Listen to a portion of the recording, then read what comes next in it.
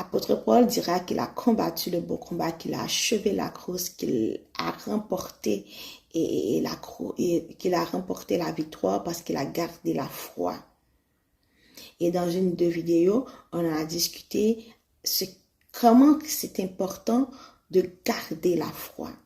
Vraiment, la victoire, c'est lorsqu'on a gardé la foi en Dieu. Peu importe les épreuves auxquelles nous sommes exposés, si nous perdons la foi en Dieu, eh bien, nous perdons aussi la victoire. Mais peu importe ce que nous pouvons perdre pendant une épreuve, parfois, il y a des personnes qui perdent un être cher. Parfois, il y a des personnes qui perdent des avantages, des biens, des choses qu'ils ont travaillé dur pour construire, comme on pense à Job. Et un exemple de quelqu'un qui avait presque tout perdu de ce qu'il avait sur cette terre, mais il avait gardé sa foi. Et notre foi, c'est ce qui nous assure la victoire. Parce que lorsque l'ennemi nous attaque, en fait, ce qu'il est en train d'attaquer, même quand nous perdons notre argent, nous perdons nos biens, nous perdons nos amis, nos connexions, nos relations, peu importe ce que nous pouvons perdre, c'est pas ça que l'ennemi cherche en fait. Mais il passe par la perte de ces choses, de ces éléments pour attaquer notre foi. En fait, ce qui veut que nous perdions, c'est notre foi en Jésus-Christ. Donc, si malgré les pertes, malgré les épreuves, les challenges de cette vie, les souffrances, les douleurs, nous gardons la foi, c'est là que nous pouvons dire, comme l'apôtre Paul, que nous avons gagné la course, nous avons gagné la bataille, nous avons remporté la victoire parce que nous avons gardé la foi.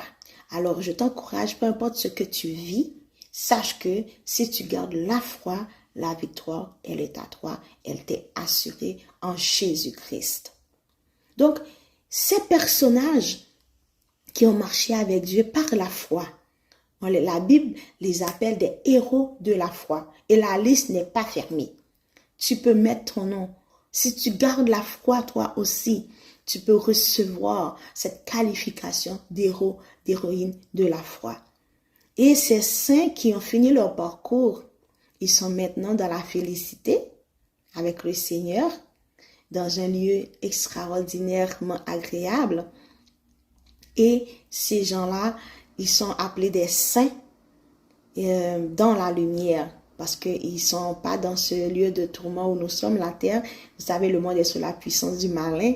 Ce sont les ténèbres qui recouvrent la terre, comme Isaïe nous dit, voici l'obscurité recouvre la terre, mais sur un peuple, sur toi, sur moi, le Seigneur se lève. Amen. Et ces saints-là ont fini leur parcours.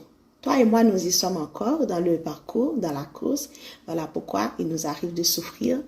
Voilà pourquoi nous vivons des moments difficiles, parce que nous sommes encore dans la course. Donc, l'athlète qui n'a pas achevé la course ne peut pas maintenant jouir pleinement des bienfaits de la victoire.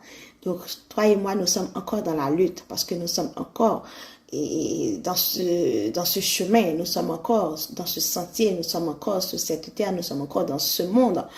Dans ce monde, mais pas de ce monde. Donc, nous ne serons jamais confortables, sinon que chez nous, dans notre patrie, et notre patrie, elle est céleste. Mais les saints qui sont dans la lumière dont on parle, ce sont ceux-là qui ont été avant nous, les croyants, qui ont marché avec Dieu, qui ont achevé leur course et maintenant ils sont dans une place de félicité, de repos. Ils t'attendent, ils m'attendent. Et quand Jésus va revenir, nous allons être tous ensemble. Mais en attendant, l'apôtre Paul nous dit de rendre grâce au Père qui nous a rendus capables d'avoir part à l'héritage des saints dans la lumière. Donc, ces saints-là, ils ont un héritage parce qu'ils ont combattu le bon combat, ils ont achevé la course, ils ont marché avec Dieu, ils ont gardé la foi.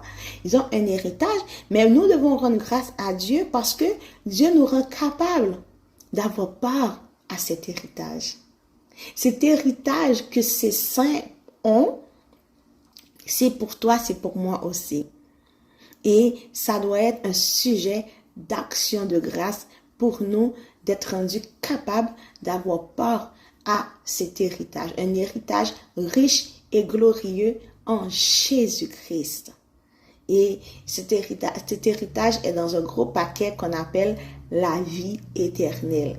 Donc, cette vie éternelle renferme beaucoup d'éléments.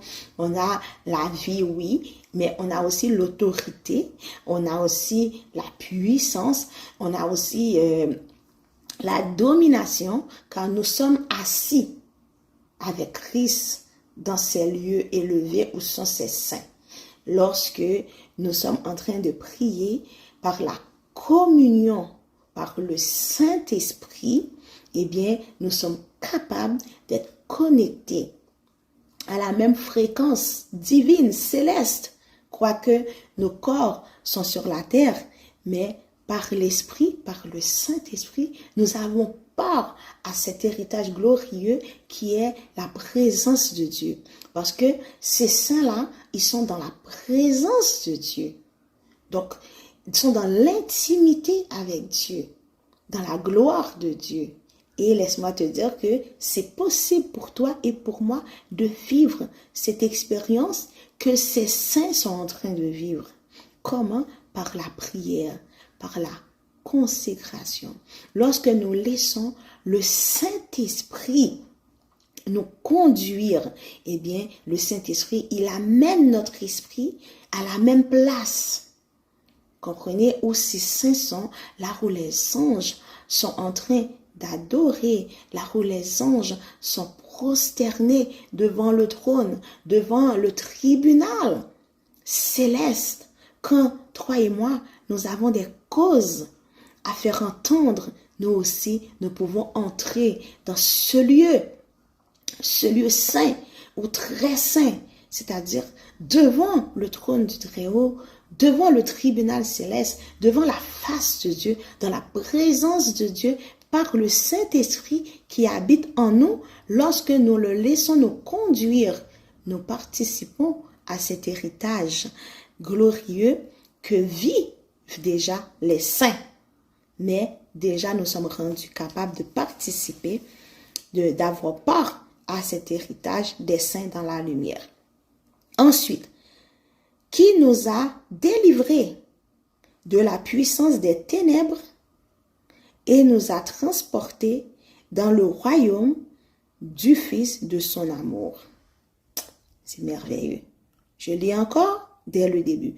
Rendez grâce au Père qui nous a rendus capables d'avoir part à l'héritage des saints dans la lumière, qui nous a délivrés de la puissance des ténèbres et nous a transportés dans le royaume du Fils de son amour. Colossiens 1, verset 12 à suivre. Dieu le Père nous rend capables d'avoir part à l'héritage des saints qui sont dans la lumière. Et comment est-ce possible? Par quel moyen il a fait cela? C'est en envoyant son Fils mourir pour nous sauver. C'est par ce moyen, c'est de cette manière que Dieu le Père nous rend capables d'avoir part à l'héritage des saints. Parce qu'il a accepté de sacrifier son Fils unique. Et lorsque nous recevons Jésus, nous devenons héritiers du royaume de Dieu. Et ensuite, il nous a délivrés de la puissance des ténèbres et nous a transportés dans le royaume du Fils de son amour. Déjà, nous avons part à l'héritage des saints, mais nous avons aussi la délivrance de la puissance des ténèbres. Et ce monde dans lequel nous vivons est recouvert par les puissances des ténèbres, est dirigé par les puissances des ténèbres. C'est le malin qui gouverne le monde. Mais Dieu le Père, toujours au moyen du sacrifice de son Fils unique à la croix de Golgotha, en versant le sang de son Fils par les meurtrissures du corps de Jésus, nous sommes délivrés de la puissance des ténèbres Et après avoir été délivrés, il ne nous délivre pas et nous laisse là pour que l'ennemi vienne encore nous récupérer. Il nous a délivrés et nous a transportés dans le royaume du Fils de son amour. Donc, nous sommes délivrés des ténèbres et nous avons été relocalisés. C'est un grand mystère en Jésus-Christ parce que Dieu nous délivre et ensuite il nous met à l'abri. Il nous met dans un asile. Voilà pourquoi le serviteur de Dieu dira, le nom du Seigneur est pour nous une tour forte. Une tour forte. C'est une forteresse. C'est une place où Dieu nous cache. C'est une place invisible. C'est une place spirituelle qui te donne l'assurance lorsque tu reçois Jésus que Satan, le diable, ne peut plus s'approcher de toi. Car nous savons que si le Seigneur nous délivre et nous laisse dans le monde sans refuge, sans asile, sans protection, le diable, il n'abandonne jamais ses proies. Satan, c'est un prédateur. La parole le décrit comme un voleur qui vient pour dérober, égorger et détruire. Donc, si le Seigneur délivre une âme, il laisse cette âme-là exposée encore aux puissances des ténèbres, et bien, ils vont tout simplement récupérer cette âme. Voilà pourquoi la parole nous dit que Dieu le Père nous a délivrés de la puissance des ténèbres et nous a transportés dans le royaume du Fils de son amour. Donc, je t'apprends que ou je te rappelle, si tu le sais déjà, lorsque tu reçois Jésus, tu es délivré, mais tu es protégé. Tu es caché en Jésus-Christ.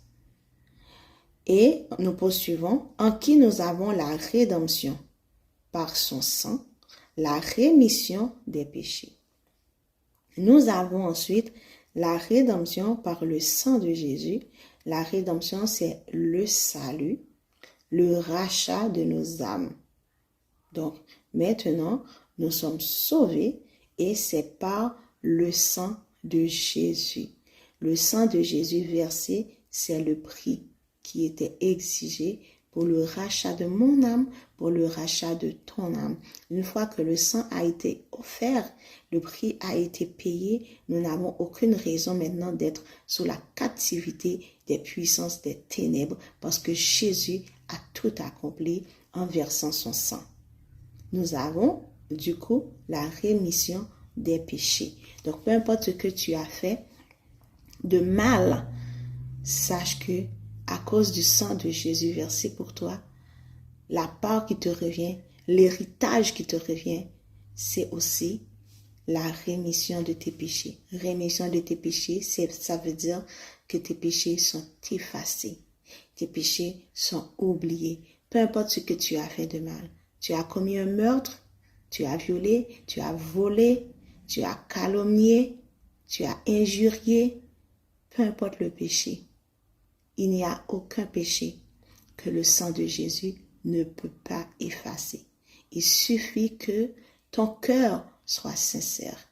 Il suffit que au fond de toi, tu regrettes vraiment ce que tu as fait et tu ne désires pas recommencer.